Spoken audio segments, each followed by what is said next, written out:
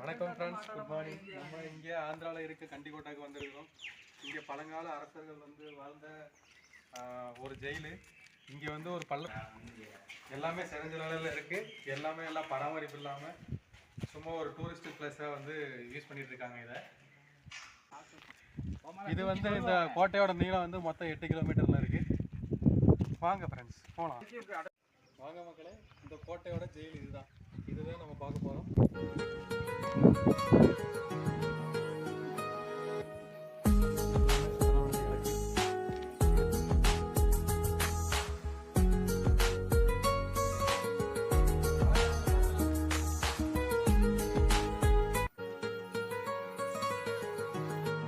தூக்க போறேன்னு சும்மா சொல்லிட்டு இருக்கிறேன், ஆனால் தூக்க மாட்டேன்.